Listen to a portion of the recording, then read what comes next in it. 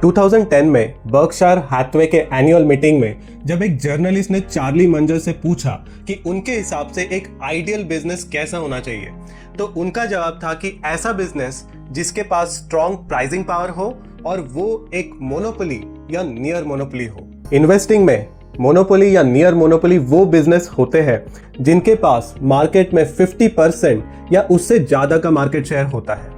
In business के पास काफी strong pricing power होती है क्योंकि कस्टमर के पास इनके अलावा ज्यादा ऑप्शंस ही नहीं होते। ऊपर से कंपटीशन कम होने की वजह से बिजनेस काफी स्टेबल रहता है। फ्यूचर की अर्निंग्स प्रेडिक्ट करना आसान होता है और रिसेशंस या डाउन साइकिल्स का ऐसे कंपनीज पे ज्यादा असर नहीं होता। और इसीलिए चाहे चार्ली मंजर हो या वॉरेन बफेट हो या फिर पीटर लिंच हो, इन सभी को स्ट्रॉन्ग मोनोपोलीज बहुत पसंद है। 2024 में एक रिसर्च ने इंडिया के टॉप 20 मोनोपोली स्टॉक्स को 15 साल के लिए एनालाइज किया। उन्होंने देखा कि अगर कोई 1000 रुपीज निफ्टी 50 में 2009 में इन्वेस्ट करता तो उसकी वैल्यू 2024 में लगभग 4000 रुपए होती। बट अगर वही 1000 रुपीज वो इन्वेस्टर इन 20 मोनोपोली स्टॉक्स में डाल देता तो उसकी वैल्यू 2024 में 23,000 रुपीज होती, यानी 6 टाइम ज्यादा रिटर्न्स। इससे भी इंटरेस्टिंग ये है कि अगर वो इन्वेस्टर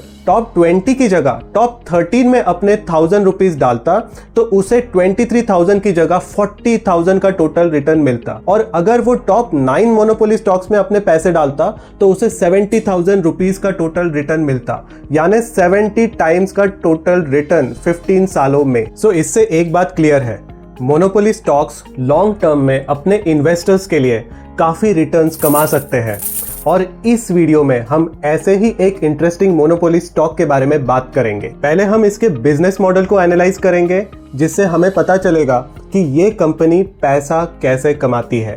फिर हम इसके बिजनेस फंडामेंटल्स या नंबर्स एनालाइज करेंगे जिससे हमें पता चलेगा कि ये कंपनी कैसे परफॉर्म कर रही है। उसके बाद हम इसकी वैल्यूएशन देखेंगे जिससे हमें पता चलेगा कि ये कंपनी अभी सस्ती है या महंगी है। फोर्थ पार्ट में हम देखेंगे कि कंपनी की गवर्नेंस कैसी है, यानी कंपनी कितनी ट्रांसपेरेंसी से अपना बिजनेस करती है और इसके बिजनेस में रिस्क क्या है। और लास्ट में हम एक बहुत ही इंटरेस्टिंग सिनारियो एनालिसिस करेंगे जिससे हम प्रेडिक्ट करेंगे कि ये कंपनी अगले 5 सालों में बेस्ट, मॉडरेट और वर्स्ट केस में कैसे रिटर्न्स दे सकती है। चलिए देखते हैं वीडियो में आगे।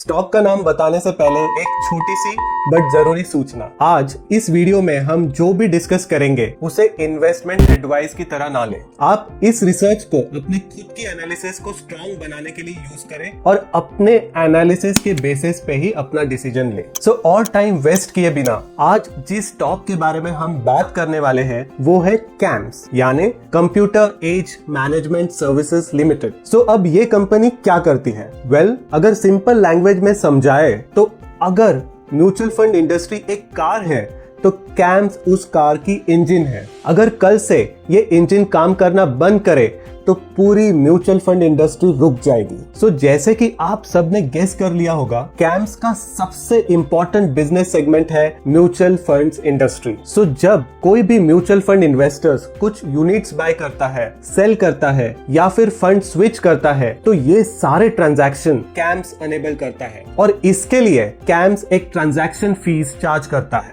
इसके अलावा इन सारे ट्रांजैक्शन के रिकॉर्ड्स मेंटेन करना, इन्वेस्टर्स के रिकॉर्ड मेंटेन करना, केवाईसी मैनेज करना, अकाउंट स्टेटमेंट्स प्रोवाइड करना, कस्टमर केयर मैनेज करना और जो टेक प्लेटफॉर्म्स ये सारे ट्रांजैक्शंस अनेबल करता है उसे बिल्ड और सपोर्ट करना, ये सारे काम एंड टू एंड कैम्स संभालता है। और इस इंडस्ट्री का 68% मार्केट शेयर अकेले कैम्स के पास है और ये एक बहुत ही डोमिनेंट मार्केट शेयर है। इस बिजनेस से कैम्स को लगभग 1200 करोड़ का रेवेन्यू मिलता है और ये उनके टोटल रेवेन्यू का 87% है। सो ये कहा जा सकता है कि कैम्स का majority of the business mutual fund industry से ही आता है। नॉन म्यूचुअल फंड सेगमेंट से सिर्फ 185 करोड़ का रेवेन्यू आता है। इस सेगमेंट में कैम्स के कई सारे छोटे बिजनेसेस हैं, जैसे कि उनका payment business, alternative investment business, insurance business, KYC business, fintech business और एनपीएस बिजनेस। ये सारे नॉन म्यूचुअल फंड बिजनेसेस का बेस छोटा है पर ये बिजनेस कैम्स के लिए नेक्स्ट लेवल ऑफ ग्रोथ ला सकते हैं। पिछले 5 सालों से कैम्स के म्यूचुअल फंड बिजनेस का CAGR 14% रहा है, जबकि उनके नॉन म्यूचुअल फंड बिजनेस का CAGR 22% रहा है। सो ये non mutual fund segment camps के फ्यूचर के लिए बहुत इंपॉर्टेंट है। म्यूचुअल फंड बिजनेस जो कि कैम्स का ब्रेड एंड बटर है, उसमें आगे सिर्फ 10 से 12% का ही ग्रोथ एक्सपेक्टेड है। और जैसे कि मैंने पहले बताया था कि कैम्स के पास इस मार्केट का 68% शेयर है, तो अब इससे ज्यादा मार्केट शेयर बढ़ना बहुत ही मुश्किल होगा। अगर कैम्स ने अपना मार्केट शेयर मेंटेन भी कर लिया तो इस सेगमेंट में उनकी ग्रोथ इस मार्केट ग्रोथ जितनी ही होगी, जो कि एज मेंशन्ड अर्लियर 10 to 12% के आसपास हो सकती है। बट अगर वो अपने मार्केट शेयर लूज करते हैं तो उनकी ग्रोथ म्यूचुअल फंड सेगमेंट में सिंगल डिजिट भी जा सकती है। और इसीलिए कैम्स के लिए नॉन म्यूचुअल फंड बिजनेस का क्लिक होना बहुत ही ज्यादा इंपॉर्टेंट है। अब बिजनेस मॉडल तो हमने समझ लिया, अब देखते हैं कि कैम्स के फंडामेंटल्स कैसे परफॉर्म कर रहे हैं। सो पिछले 5 साल में कैम्स की सेल्स 15% CAGR से ग्रो हुई है, जो कि एक काफी डिसेंट नंबर है। नेट प्रॉफिट ग्रोथ और भी इंप्रेसिव 22% CAGR है। पर नेक्स्ट 3 नंबर्स से हमें मोनोपोली की रियल स्ट्रेंथ पता चलती है दोस्तों। ROE 40%, ROCE 46% और ऑपरेटिंग प्रॉफिट मार्जिन 44%। और इससे हमें पता चलता है कैम्स जैसा बिजनेस अपने प्रमोटर्स के लिए और अपने इन्वेस्टर्स के लिए कितनी वेल्थ क्रिएट कर सकता है। इनफैक्ट कैम्स के ROE, ROCE और ऑपरेटिंग प्रॉफिट मार्जिन के नंबर्स इंडिया के बहुत सारे वेल नोन स्टॉक्स जैसे कि Pidilite, Asian Paints, HUL, Tata Elxsi और बजाज ऑटो से भी बेटर है। सो ओवरऑल कैम्स एक फंडामेंटली काफी स्ट्रॉन्ग स्टॉक है।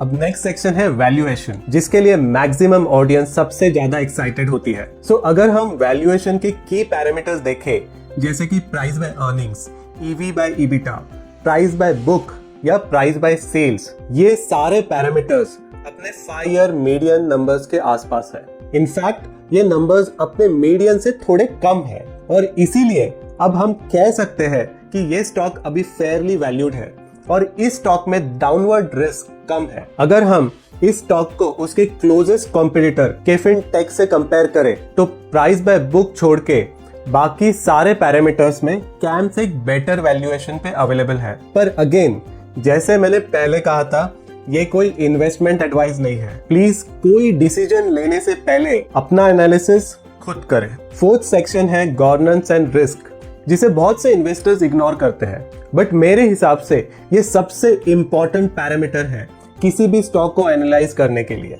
क्वांटिटेटिव पैरामीटर्स जैसे कि cash flow to net profit ratio, डेब्ट to equity ratio, employ cost by revenue percent, या क्वालिटेटिव फैक्टर्स जैसे कि independent board of directors, related party transactions, share pledging या वेल नोन ऑडिटर का होना, इन सारे फैक्टर से हमें ये पता चलता है कि कंपनी में कोई रिस्क या फ्रॉड का चांस है या नहीं।